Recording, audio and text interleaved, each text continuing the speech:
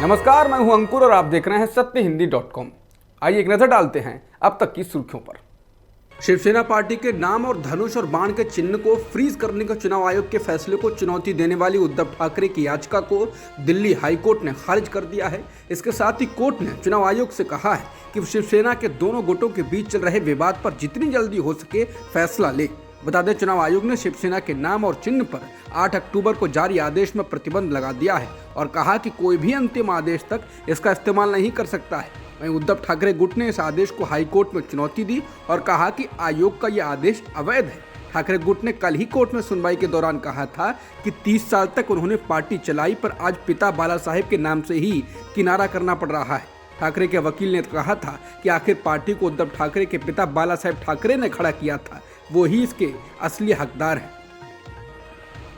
G20 summit में शामिल होने इंडोनेशिया के बाली पहुंचे पीएम मोदी ने यहां भारतीय समुदाय को भी संबोधित किया। पीएम मोदी ने अपने भाषण के दौरान कहा कि 2014 से पहले और 2014 के बाद के भारत में बहुत बड़ा फर्क है और वो फर्क स्पीड और स्केल का है। हालांकि इस बीच लोगों ने मोदी का नाम चिल्लाना शुरू किया तो मोदी ने कहा कि मोदी नहीं, स्पीड और स्केल का फर्क है। पीएम मोदी ने कहा कि कोरोना काल में हमने देखा है भारत ने दवाइयों से लेकर वैक्सीन तक जरूरी संसाधनों के लिए आत्मनिर्भरता हासिल की है, उसका लाभ पूरी दुनिया को मिला है। भारत की सामर्थ्य ने कितने ही देशों के लिए एक सुरक्षा का काम किया है। उन्होंने कहा कि भारत का टैलेंट, टेक्नोलॉजी, इनोवेशन, इंडस्ट्री ने आज दुनिया में अपनी पहचान बनाई है। इंडोनेशिया के बाली में भारतीय समुदाय को लोगों को संबोधित करते हुए पीएम मोदी ने कहा कि इंडोनेशिया बाली आने के बाद हर हिंदुस्तानी को एक अलग ही अनुभूति होती है, एक अलग ही एहसास होता है। मैं भी वही वाइब्रेशन महसूस कर रहा हूँ। पीएम मोदी ने कहा कि हम लोग अक्सर बातचीत में कहते हैं कि वर्ल्ड इज स्मॉल। भारत और इंडोनेशिया के संबंधों को देखें तो ये बात बिल्कुल सटीक बैठती है। समंदर की विशाल लहरों ने भारत और इंडोनेशिया के संबंधों को लहरों की ही तरह उमंग से भरा और जीवंत रखा है। मोदी ने कहा कि भारत और इंडोनेशिया विकास के रास्ते पर कंधे से कंधा मिलाकर काम कर रहे हैं। मोदी ने कहा कि इंडोनेशिया ने भारत के लोगों को अपने समाज में प्यार से शामिल किया, इसलिए ये लोग यहाँ के विकास में मदद कर रहे हैं। पीएम मोदी ने अपने भाषण के दौरान गुजरात का भी कई बार नाम लिया। गुजरात विधानसभा चुनाव में टिकट न मिलने के कारण बीजेपी के नेताओं ने बगावत कर दी है। उन नेताओं के विरोध और गुस्से को शांत करने के लिए बीजेपी केंद्रीय गृह मंत्री अमित शाह द्वारा सुझाए गए प्रेम और करुणा के दृष्टिकोण को अपना रही है और असंतुष्ट नेताओं के साथ आमने सामने चर्चा करने की योजना बना रही है। बता दें, एक दिन पहले गांधीनगर में पार्टी के मुख्यालय कमलम में कुछ सीटों पर टिकटों को लेकर भाजपा के कार्यकर्ताओं ने विरोध प्रदर्शन किया था, हंगामा किया था। एनडीटीवी के अनुसार पार्टी के एक सूत्र ने कहा कि असंतुष्ट लोगों से बात करने के लिए राज्य के नेताओं की एक टीम को काम दिया गया है। अमर उजाला की रिपोर्ट में गुजरात चुनाव का कामकाज देख रहे भाजपा के एक वरिष्ठ सांसद ने नाम छिपाने के अनुरोध पर कहा कि रविवार शाम को अमित शाह ने प्रदेश भाजपा कार्यालय कमलम पर 4 घंटे की एक उच्च स्तरीय बैठक की। इस बैठक में सीएम भूपेंद्र पटेल, केंद्रीय मंत्री मनसुख मंडाविया समेत 4 जोन के महामंत्री भी शामिल हुए। इस दौरान उन्होंने नाराजगी वाली सभी सीटों पर एक-एक कर चर्चा की। बैठक में उन्होंने गुजरात भाजपा के नेताओं से 2 टूक कहा। नाराज सभी लोग पार्टी और परिवार के हैं, उन पर दबाव डालने के बदले समझाकर और प्रेम से काम लो। जो समझाने पर ना माने तो उन्हें 14वां रत्न देखने का दिल्ली से आदेश है। जब तक जरूरत ना पड़े तब तक ये ब्रह्मास्त्र को मत छोड़ना। केंद्रीय गृह मंत्री अमित शाह ने गुजरात की सत्ता में वापस लौटने की सूरत में बीजेपी का मुख्यमंत्री कौन होगा, इसे लेकर स्थिति साफ कर दी है। अमित शाह ने CNN न्यूज़ 18 की ओर से अहमदाबाद में आयोजित एक कार्यक्रम में कहा, अगर बीजेपी सत्ता में आई तो भूपेंद्र पटेल ही अगले मुख्यमंत्री होंगे। बता दें, सितंबर 2021 में बीजेपी ने विजय रूपानी को मुख्यमंत्री पद से हटाया था और भूपेंद्र पटेल को कुर्सी सौंपी थी। उस वक्त इस फैसले पर लोगों को आश्चर्य हुआ था क्योंकि भूपेंद्र पटेल 2017 में पहली बार विधायक बने थे। पटेल को इस बार भी उनकी पुरानी सीट घाट लोडिया से चुनाव मैदान में उतारा गया है। वहीं गुजरात में जोर शोर से चुनाव लड़ रही आम आदमी पार्टी ने पूर्व पत्रकार ईसुदान गढ़वी को मुख्यमंत्री का चेहरा बनाया है, जबकि कांग्रेस ने अभी तक इस बारे में कोई ऐलान नहीं किया है। गुजरात बीजेपी में बगावत को लेकर अमित शाह ने कहा, यह पहली बार नहीं हुआ है। हर बार 30% के आसपास टिकट बदलते हैं, लेकिन एक भी चेहरा बागी बनकर नहीं खड़ा है। शाह ने कहा कि अगर पार्टी में कोई फैसला होता है तो व्यक्तिगत तौर पर किसी को पसंद नहीं आ सकता है, दुख तो होता ही है, लेकिन बीजेपी का कल्चर है कि पार्टी के खिलाफ काम नहीं करेंगे। सभी एक लाइन से पार्टी को जिताने के लिए प्रतिबद्ध हैं। बता दें, बीजेपी में टिकट कटने के खिलाफ उम्मीदवारों ने आवाज उठाई है। सोमवार को गुजरात में पार्टी मुख्यालय के सामने कार्यकर्ता इकट्ठे हो गए थे और हंगामा भी किया था। रूस और यूक्रेन के युद्ध से भारतीय छात्रों के वापस लाने के लिए युद्ध रुकवाने की बात को बीजेपी के अध्यक्ष जेपी नड्डा के बाद केंद्रीय गृह मंत्री अमित शाह ने भी दोहराया है।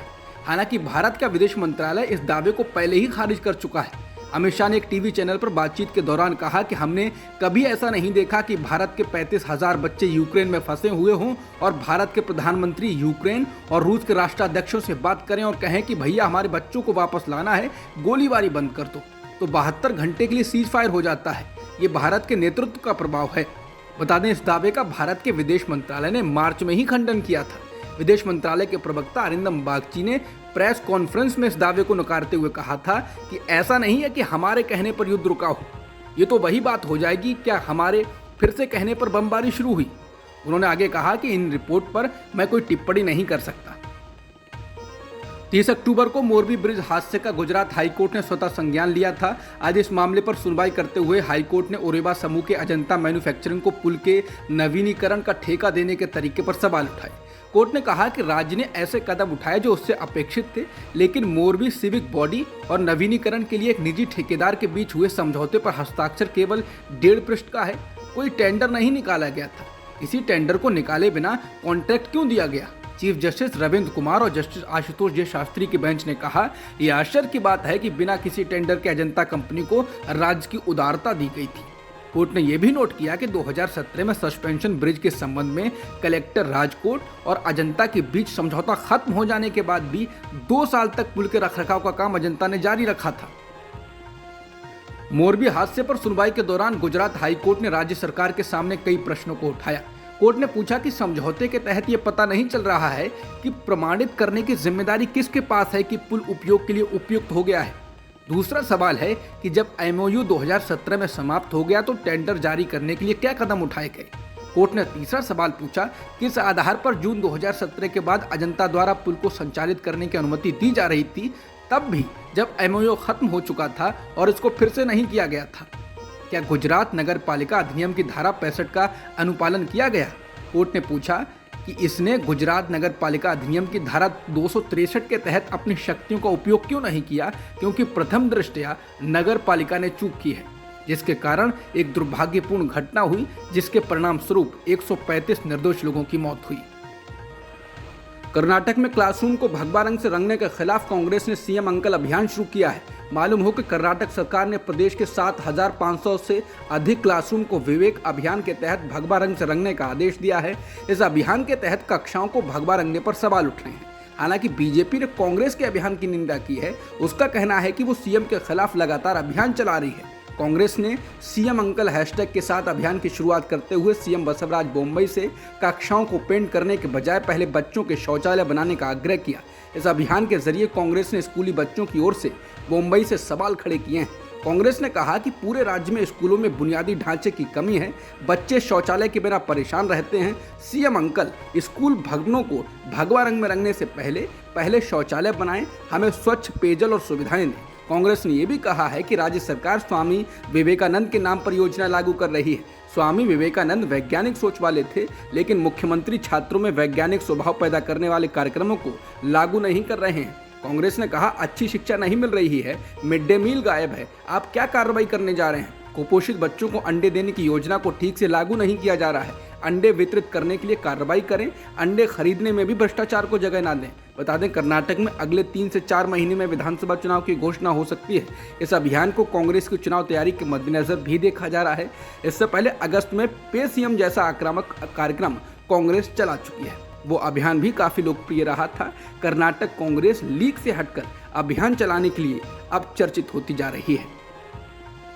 बीजेपी ने मैनपुरी लोकसभा सीट पर होने वाले उपचुनाव के लिए पूर्व सांसद रघुराज सिंह शाक्य को उम्मीदवार बनाया है। समाजवादी पार्टी ने यहां से पूर्व मुख्यमंत्री अखिलेश यादव की पत्नी व पूर्व सांसद डिंपल यादव को चुनाव मैदान में उतारा है।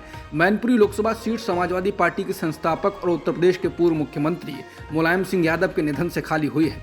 उत्तर प्रदेश में मैनपुरी के अलावा रामपुर और खतौली विधानसभा सीट पर उपचुनाव होना है। बीजेपी ने खतौली सीट पर राजकुमारी सैनी और रामपुर सीट से आकाश सक्सेना को उम्मीदवार बनाया है। इसके अलावा राजस्थान की सरदार शहर, बिहार की कुरहानी और छत्तीसगढ़ की भानु प्रतापपुर सीट से भी उम्मीदवारों के नामों का ऐलान किया गया है। उत्तर प्रदेश में मुजफ्फरनगर की खतौली विधानसभा सीट पर बीजेपी ने राजकुमारी सैनी को टिकट दिया है। राजकुमारी सैनी बीजेपी के पूर्व विधायक विक्रम सैनी की पत्नी हैं। विक्रम सैनी को 2013 में हुए मुजफ्फरनगर दंगों से जुड़े एक मामले में 11 अन्य लोगों के साथ दोषी बताया गया था, जिसके बाद उनकी विधानसभा सदस्यता रद्द कर दी गई थी। अब जिनकी सदस्यता रद्द की गई है, उनकी ही पत्नी को टिकट दे दिया गया है। वहीं इस सीट पर सपा गठबंधन से आरएलडी ने मदन भैया को उम्मीदवार बनाया है।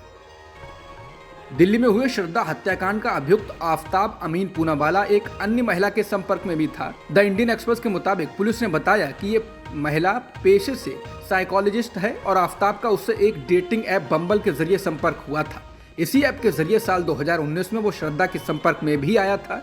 द इंडियन एक्सप्रेस ने सूत्रों के हवाले से लिखा है, ये महिला जून और जुलाई के दौरान कई बार आफताब के फ्लैट पर आई थी। बता दें, श्रद्धा हत्याकांड में गिरफ्तारी के बाद आफताब ने पुलिस को बताया था कि उसने श्रद्धा के शरीर को 35 टुकड़ों में काट दिया था और इन्हें रखने के लिए 300 लीटर का फ्रिज खरीदा था और रात में निकलकर शरीर के एक एक अंग को ले जाकर अलग अलग हिस्सों में फेंकता था। दिल्ली में हुए श्रद्धा हत्याकांड के अभियुक्त आफताब अमीन पूनावाला ने हत्या करने के बाद बचने की पूरी कोशिशें की। जांचकर्ताओं ने बताया कि 18 मई को श्रद्धा की हत्या के बाद आफताब ने उसके इंस्टाग्राम अकाउंट को लॉगिन किया और उसके दोस्तों को मैसेज भेजे, जिससे उन्हें ये लगे कि श्रद्धा अभी भी जिंदा है। आफताब ने श्रद्धा के क्रेडिट कार्ड का भी बिल चुका दिया, जिससे कंपनियां श्रद्धा के मुंबई वाले पते पर कांटेक्ट ना कर सकें। एक पुलिस अफसर ने द इंडियन एक्सप्रेस को बताया कि आफताब ने हर वो कोशिश की जिससे वो इस हत्या को छुपा सके।